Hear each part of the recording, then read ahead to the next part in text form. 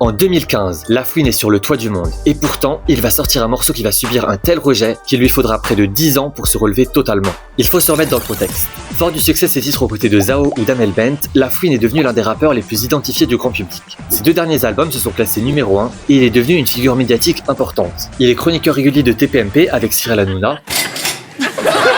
On peut le voir le vendredi soir sur TF1 avec Arthur. C'est pas bon pour ton image tout ça. Et il a été juré de l'émission Popstar dans laquelle il a fait la rencontre de Cindy avec qui il a lancé le groupe Team BS. Il est vrai, j'ai trop d'adversaires. Team BS, c'était un groupe qui avait pour but de réappliquer la formule qui avait fait le succès de Section d'Assaut, en proposant des titres entre rap et pop avec un fort attrait grand public. Si le groupe n'égalise pas les succès d'Avant qu'elle parte ou Ma Direction, il permet tout de même à Lafouine de mettre un grand pied dans la pop. Et c'est tout naturellement vers cette direction qu'il va se diriger quand il sera temps pour lui de faire son retour en solo. Le 15 octobre 2015, Lafouine dévoile Ça va toujours, premier extrait de son futur album. Moi, comme tu vois, ça va toujours.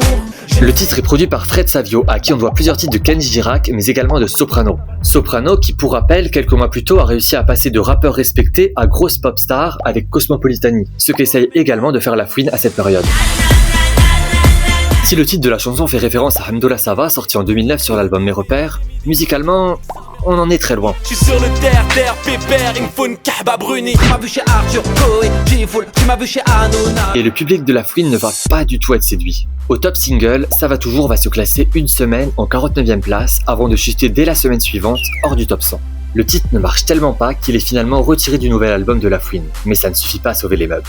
Lafouine passe d'un album disque de platine qui s'est classé numéro 1 et a fait 30 000 ventes en première semaine en 2013 à Nouveau Monde, qui dépasse à peine les 5 000 ventes pour sa première semaine et ne se classe qu'en 8e place du top album. Sa volonté d'aller vers un son pop pour séduire un plus grand public aura donc paradoxalement eu l'effet inverse, aliénant toute une partie de son public rap historique. Toujours en vouloir plus, toujours plus de notoriété, toujours plus d'amour, toujours plus d'argent.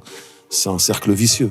Je suis content d'être sorti de ça. Lafouine continuera de connaître des difficultés sur ses projets suivants, avant de faire la remontada qu'on lui connaît suite à sa performance aux Flammes et des mixtapes beaucoup plus rap. En 2025 et 2026, ses titres avec Nino et Caris montent jusqu'en 12e et 15e place du top single, devenant ainsi ses titres classés le plus haut de toute sa carrière. Et si Ça va toujours n'avait pas floppé, on n'aurait sans doute pas connu tout ça.